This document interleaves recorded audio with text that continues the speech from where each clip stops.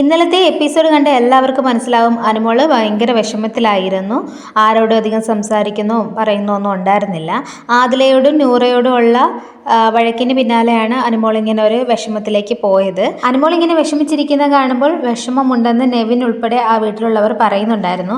അതിന് പിന്നാലെയാണ് big boss അനുമോളെ കൺഫെഷൻ റൂമിലേക്ക് വിളിപ്പിച്ചത്. വിളിപ്പിച്ചതിന് ശേഷം ചോദിച്ചു എന്ത് പറ്റിയെന്ന് ചോദിക്കുമ്പോൾ അനുമോൾ പറയുന്നു, ആദിലയെയും നൂറയെയും ഞാനൊരു എൻ്റെ ഒരു സഹോദരിമാർ, ഫ്രണ്ട്സ് അല്ല, അവരെൻ്റെ സഹോദരിമാരെ പോലെയാണ് കണ്ടത്. പക്ഷേ അവരെന്നോട് ഇതുപോലുള്ള വാക്കുകൾ യൂസ് ചെയ്തപ്പോൾ എനിക്ക് ഭയങ്കര വിഷമമായി. അതുമല്ല അവർ തന്നെ പറയുന്നുണ്ട്, ഈ വീട്ടിലുള്ള എല്ലാവരും പറയുന്നുണ്ട് ഞാൻ PR-ൻ്റെ ബലത്തിലാണ് ഇവിടെ നിൽക്കുന്നതെന്ന്.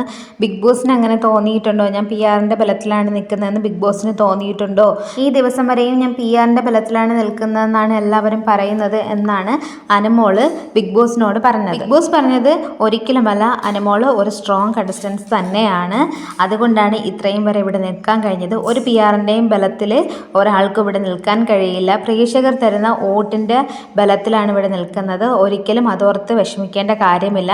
ഫിനാലെയാണ് വരുന്നത്. ഫിനാലെയെക്കുറിച്ച് മാത്രം ചിന്തിച്ചാൽ മതി. എന്തിനെക്കുറിച്ചും ചിന്തിക്കുകയും വിഷമിക്കുകയും ചെയ്യാതിരിക്കുക, ഗെയിമിൽ ഫോക്കസ് ചെയ്യുക എന്നൊക്കെ ബിഗ് ബോസ് അനുമോൾക്ക് ആശ്വാസവാക്കേകി.